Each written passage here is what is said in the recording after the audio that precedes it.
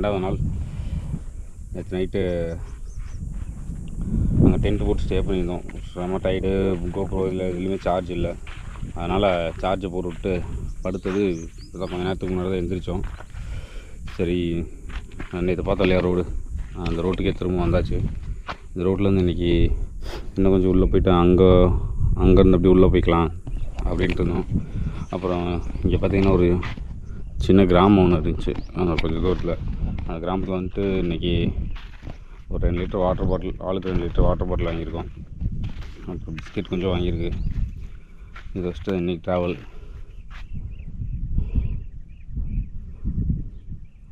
நேற்று நைட்டு எவ்வளோக்கு ஹீட் இருந்துச்சு அவ்வளோக்கு எவ்வளோ இங்கே நல்லா கூலிங்காகவும் இருந்துச்சு. செம ஜில்லு. அது இல்லாமல் ராஜேஷ்க்கு இங்கே எதுக்கு தண்ணி ஒத்துக்க, அதனால் உடம்பு சரியில்லை. அவனுக்கு உடம்பு வலி, அவனால் நடக்க முடியல. ஒரு 10 ஸ்டெப் வச்சாவே திரும்ப வந்துடுறான்.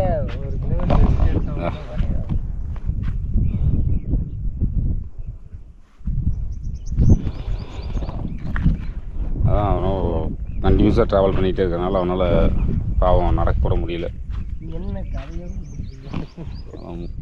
கதை ஏட்டா இவ்வளோ நேரம் புலம்பிகிட்டு இருந்தா கேட்டால் கதைங்கிறையா? ஒரு நாளுக்கு நீங்கள் இப்படி பண்ணுறீங்க. தலைவலி மாத்திரை இருக்கிற எடுத்து போடுறா. அதான்டா தலைவலி மாத்திரை இருக்கிற எடுத்து போடுறா. ஆ, அவனுக்கு இங்கே வெயில் ஒத்துக்கலையாட்டு. வேற ஒன்றும் கிடையாது. அவன் சமாளிக்கிறான் சும்மா. என்னது? ஆ, நீ 1 நேரம் வேகமாக ஓடி போய் குளிக்க சொன்னது.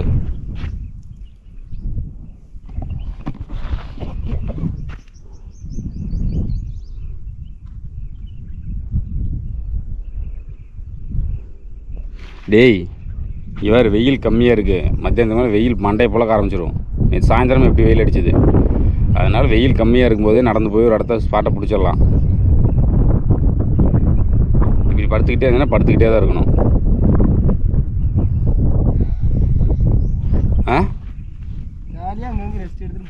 ஜாலியாக ரெஸ்ட் எடுக்கலாம்டா. கொஞ்சம் தூரத்துக்கு இருக்கா ரெஸ்ட் எடுத்து தான் போக முடியும். த்ரூ அவுட்டாக நடக்க முடியாது. கிளம்பலாம். இல்லை அந்த மலையை தாண்டிட்டோம்னு வச்சுக்க, அதுக்கப்புறம் அங்கே போய் கொஞ்சம் நேரம் ரெஸ்ட் எடுத்துக்கலாம். பைக்கு ஏற 5 நிமிஷம் கிட்டத்தட்ட இங்கே ஒரு 1/2 மணி நேரமாக படுத்துட்ருக்கான்.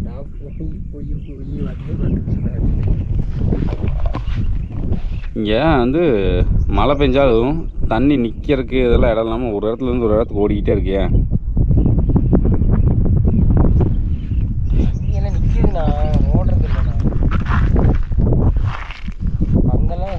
இல்லைடா, சம்முலலாம் நிற்கிதில்ல, அது குளியாக இருக்க இடத்துல போய் நின்றுக்குது. டக்குன்னு எவாபரேட் ஆகிடுது.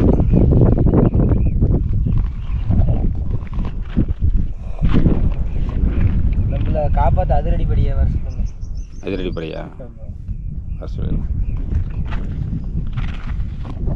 அவருக்கு வாட்ஸ்அப்பில் மெசேஜ் அனுப்புவோம்.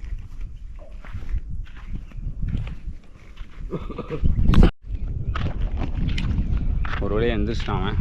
இன்றைக்கி நேற்று இந்த சைடில் தான் சுற்றிட்டு இருந்தோம். இன்றைக்கி ரோடை கிராஸ் பண்ணி இந்த பக்கம் போகணும். போகலாமாடா? போகலாம்.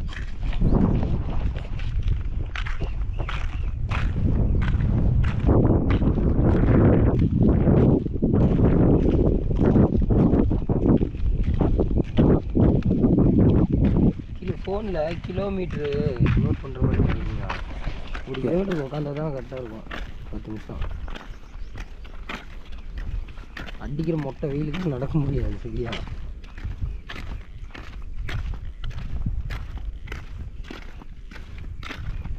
இதெல்லாம் நம்ம ஊராக இருந்தால் 1 கிலோமீட்டருக்கு ஒரு கல்லாச்சு வச்சுருப்பாங்க.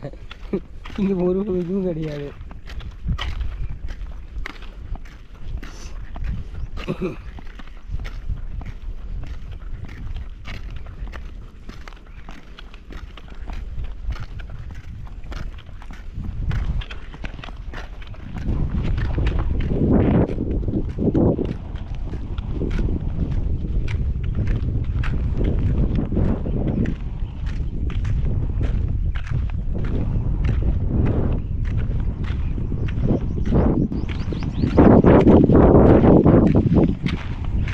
பிஸ்கெட் இருக்கு, அதை வச்சு சமாளிச்சிட்டியா?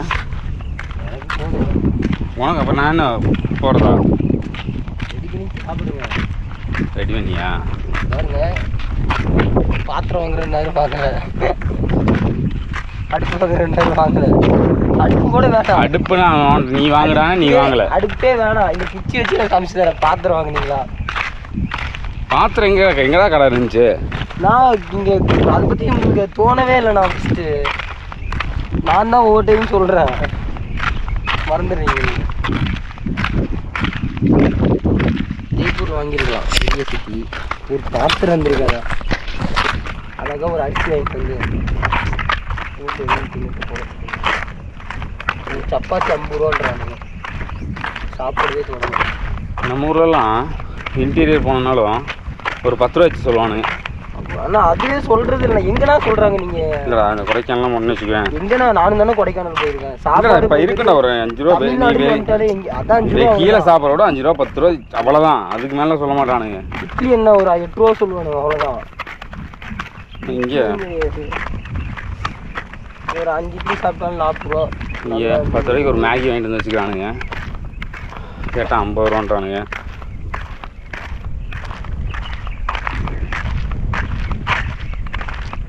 உருளைக்கிழங்கு மட்டும் 30 ரூபா.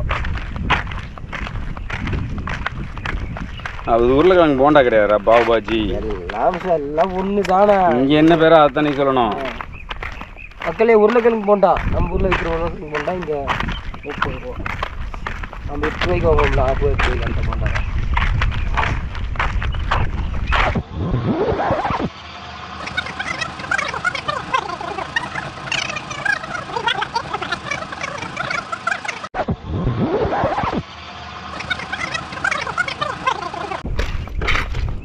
ரெஸ்ட் எடுக்கிறதுக்காண்டி அங்கே பாருங்க. ஏன்னா 10 ஸ்டெப்பு நடக்கலடா, நீ இன்னும் அதுக்குள்ளே ரெஸ்ட்டுன்றையா? எடுத்து தான் ஆகணும் ப்ரோ. நீ நடக்கலாம்டா, கொஞ்சமாக நடந்துட்டு இப்போ பண்ணுறேன்னா சரி. இங்கே இன்னும் ஒரு 100 மீட்டர் நடந்துருப்பியா? இந்த ஆடெல்லாம் வருதுல்ல, அந்த இடத்துல வந்து நீ படுத்த. ஆடெல்லாம் இல்லைங்க, அந்த பஸ் ஸ்டாப் மாதிரி இருக்கிற அதுக்கு முன்னாடி அந்த ஆடெல்லாம் வர இடத்துக்கு தான் 400 மீட்டர் நடந்துருக்கேன். மொத்தம் நீ 400 மீட்ரு.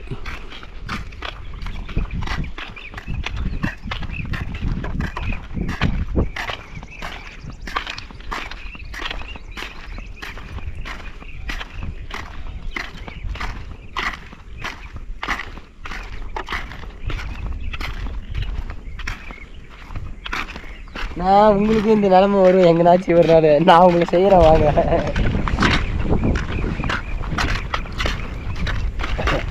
நான் தான் சொன்னலடா, நீ வந்து அப்படியே வேகமாக ஓடி போய் வந்து இது பண்ணுற. நான் ஓடுறதுக்கு இதுக்கும் மேட்ரு இல்லை, எனக்கு தண்ணியில் குளிச்சே தலைவலி நெஞ்சு சளி அட்டைன்னு ஆயிடுச்சு.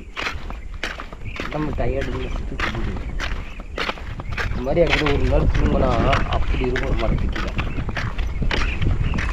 ஒரு மணி நேரம் தூங்கலாம், நான் ரிட்டன் போகணுமே. ரிட்டன் எங்கே? இதான்டா, இங்கே ஒரு மணி நேரம் படுத்து ரிட்டன் அங்கேயே போய் படுத்துக்கலாம், அந்த கோயிலில் போய் படுத்துக்கலாம் இன்னைக்கு. நான் அது நீங்கள் தான் சொல்லிட்டு இருக்கீங்க, நான் என்ன சொல்லுவேன்.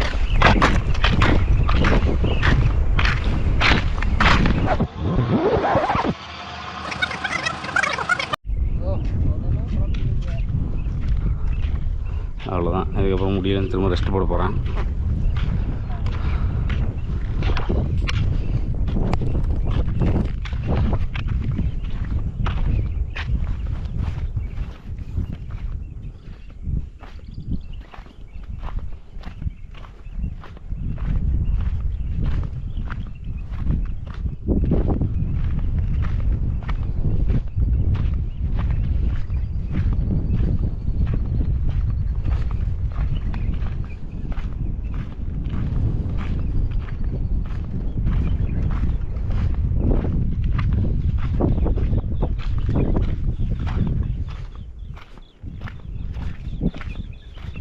பார்த்துட்டு அழகான இங்கே இருந்துச்சு, விறகுலாம் இங்கேயும் ரொம்ப 10 கிலோமீட்டர் தேவை பாருங்க. அங்கே இருக்குது, இங்கே இருக்குது, இங்கே இருக்குது.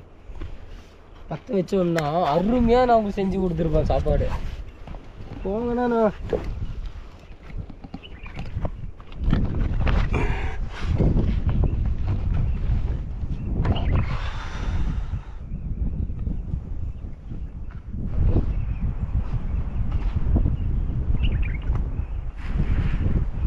அப்பா என்னங்க இது நம்ம ஊரில் அந்த திண்ணையில் படுத்துருக்கீங்க மரத்துக்கிட்ட கோயிலில் நல்லா தான் இருக்கு. என்ன சாரிங்க ரோடே அமைதியாக இருக்குது. வெறும் எரிச்சல் மாரி வச்சுக்கலாம் அடிக்கிறோம்.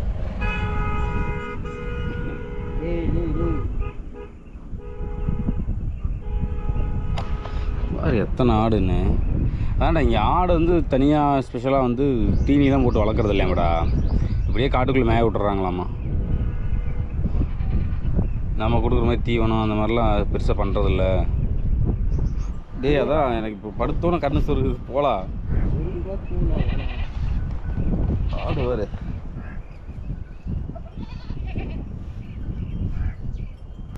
ஒரு 400 ஆடு ஒரே ஆள் தான் இருக்குன்னு நினைக்கிறேன். ஒரே ஆளோடலாம் இருக்காரா? என்ன மேய விடுறாங்க ஒரே ஆள் தான்.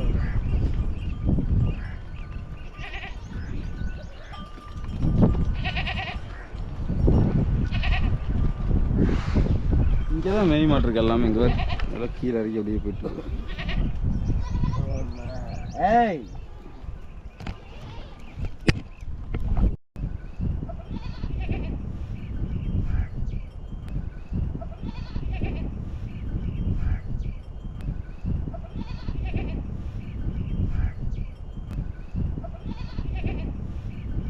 ரெஸ்ட் எடுக்கிறேன்ட்டே இருக்கான்.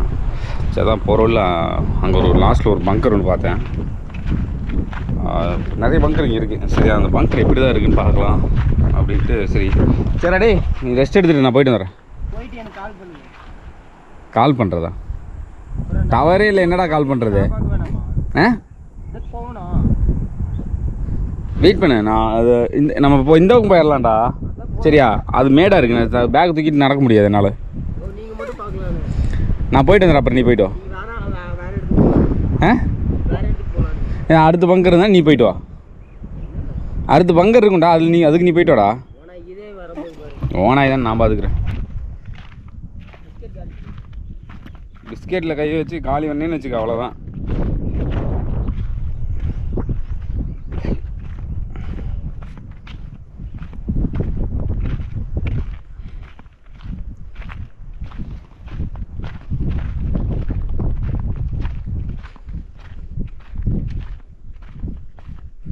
என்ன பிரச்சனைனா பாம்பு இருக்கும் கருமம் எங்கேயாவது.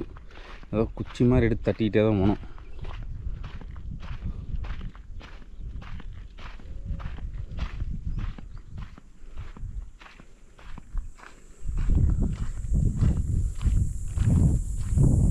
இந்த இடத்துல மோஸ்ட்லி ஆடெல்லாம் கொண்டு வந்து அப்படி விட்டுறாங்க.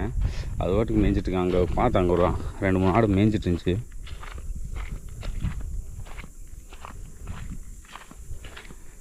நேற்று ரொம்ப தூரம் நடக்க முடியலண்ணா. அந்த லுங்கி வேலை அங்கெல்லாம் வந்து நாங்கள் போனோம்லாம் பிளானில் எதுவும் இல்லை. அந்த கூட வந்தவங்க வந்துட்டு அவங்க வாங்க அங்கே போகலாம் இங்கே போகலாம், அந்த லுங்கி வேலை வரைக்கும் வந்து இறக்கி விட்டாங்க. அந்த லுங்கி வேலை ஒரு ஆர்மி மேன் ஒருத்தர் மீட் பண்ணோம், தமிழ்காரரு. அவர் இல்லை போகாதீங்க, நைட்டு இங்கேயே இருங்க அப்படின்னு அவர். அதனால தான் நேற்று பெருசாக எக்ஸ்ப்ளோர் பண்ண முடியல. நேற்று நாங்கள் டெசர்ட்டுக்கு இங்கே வந்து உள்ளே போகிறப்பே டைம் ரொம்ப ஆயிடுச்சு.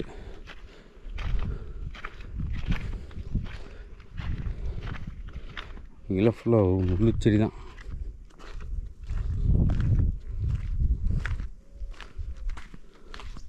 உங்களுக்கு தெரியுது அங்கே வாங்குற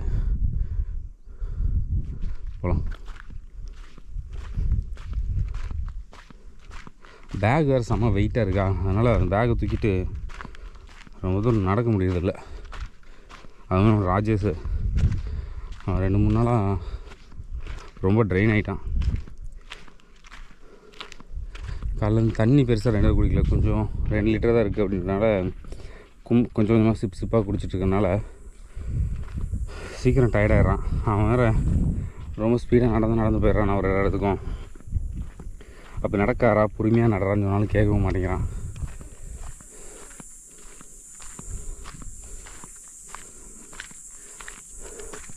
அவன் ரொம்ப டயர்டாகிட்டு வரல முடியலன்னு 2-3 டைம் சொல்லிட்டு இருந்தான். சரி அதுக்கப்புறம் அவனையும் கஷ்டப்படுத்தக்கூடாது அப்படிங்கிறத சரி படுறா அப்படின்ட்டு இங்கே ஒரு 9 மணிக்கு வந்து படுத்தோம். ஒரு 1 hour பக்கம் ஆச்சு. சரி படுத்து மட்டும் நான் விட்டுட்டேன். சரி அப்போ அதான் இந்த பங்கரே பார்த்தேன். நிறைய இடத்துல பங்கர் இருக்குது. சரி ஏதாவது ஒரு பங்கரை பார்க்கணும் அப்படின்ட்டு இருந்தேன். பங்கர்லாம் இந்த மாதிரி ஹைட்டில் தான் கட்டி வச்சுருக்காங்க. பேக்கை தூக்கிட்டு போனால் செட் ஆகுதுன்றதுக்காண்டி தான் அங்கேயே படுக்க வச்சுட்டு நான் போயிட்டுருக்கேன்.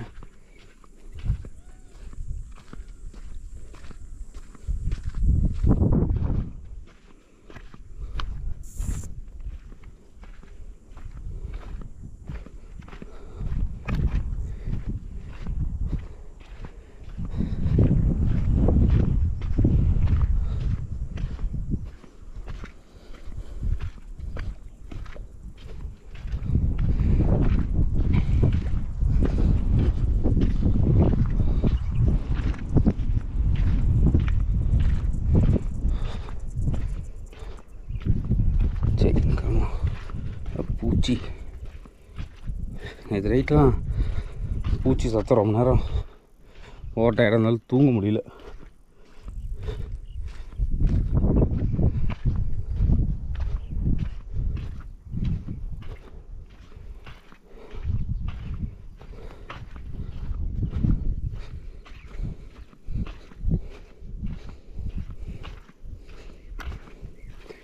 பங்கர் கிட்ட வந்துட்டோம்.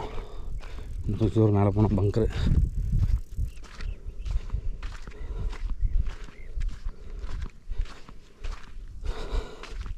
நானும் இந்த மேனோஸ் வைல்டு இதெல்லாம் பார்த்துட்டு இதெல்லாம் ஈஸியாக தான் இருக்க போகுது அப்படின்னு நினச்சிட்டேன். அவங்க அந்த மாதிரி ப்ரோக்ராம்ஸ்லாம் எஸ்பெஷலாக ஒரு டீம் வச்சு நிறைய பண்ணுறாங்க. ஷூட்டுக்காக மட்டுமே அந்த மாதிரி பண்ணுறதுனால அவங்களுக்கு பெருசாக இது இல்லை. யூடியூப்லேயே ஒரு சில வீடியோஸில் பார்த்தேன், இந்த கேம்பிங் பண்ணுற மாதிரி வீடியோஸ்லாம். அதுக்கப்புறம் தான் தெரிஞ்சுது இங்கே வந்து இதை பண்ணும்போது தான் எவ்வளோ கஷ்டம் இருக்குது அப்படின்றது தெரியுது.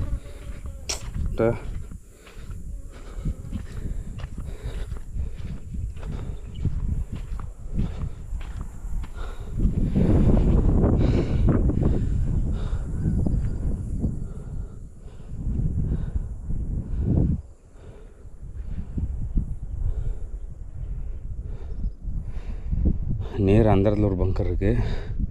இந்த அங்கே ராஜேஷ் இருக்கான். அவ்வளோதான், இன்னும் கொஞ்சம் தூரம் மேலே போனால் பங்கர் வந்துடும்.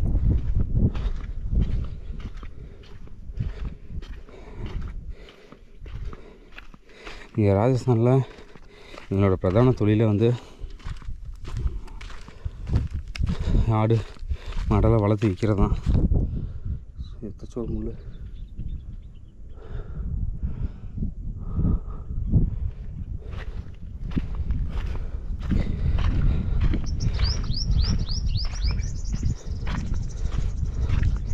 ராமாயணத்தில் இந்த ராஜஸ்தானை பற்றின ஒரு குறிப்பு ஒன்று இருக்குது. அவ்வளோதான், பங்கர்கிட்ட வந்தாச்சு.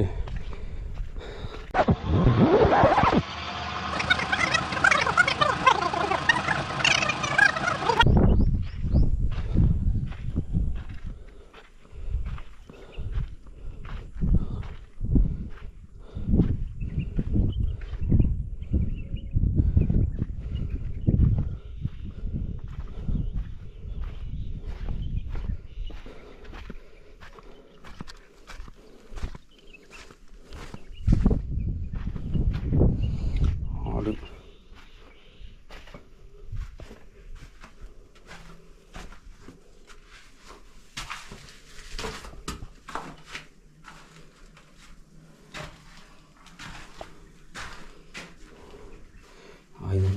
ஆயுதம் வச்சுக்கிறது, தூங்குறதுக்கு, அதுக்கெலாம் நிறைய யூஸ் பண்ணுவாங்களாட்டிருக்கு.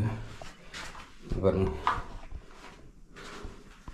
இதெல்லாம் இங்கேருந்து ஏன் பண்ணி ஆக்சுவலி இந்த புஷ்ஷெல்லாம் கட் பண்ணிவிட்டா கரெக்டாக இந்த ரோடு அந்த மேலே வரைக்கும் நல்லா தெரியுது.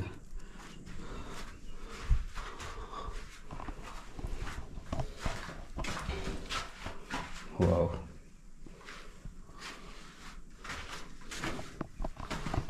இதான் ஃபஸ்ட் டைம் ஒரு பங்கரை பார்த்துருக்கேன் நான்.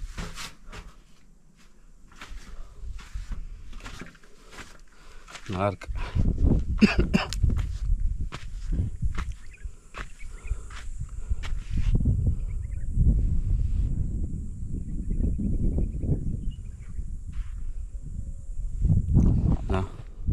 அங்கே பாருங்க, அங்கே ஒரு பங்கர் இருக்குது.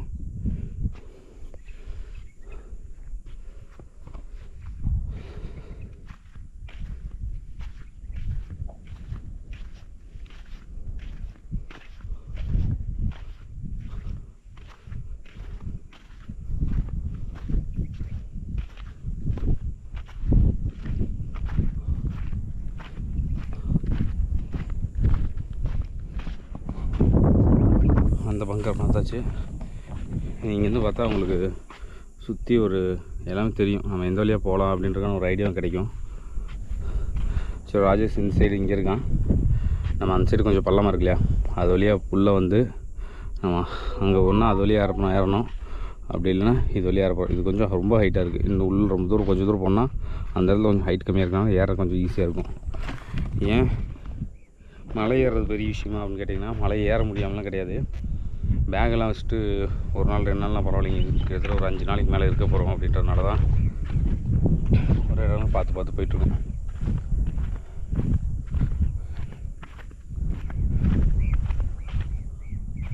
அவ்வளோ. அப்புறம் அந்த ராமாயணத்தை பற்றி சொல்லிட்டு இருந்தேன் இல்லையா, அது என்னென்னா, ராமர் வந்து இலங்கைக்கு போகணும் அப்படின்ட்டுருக்காங்க. அந்த கடல் காட்டு வந்து வழியோட சொல்லி கேட்பார்.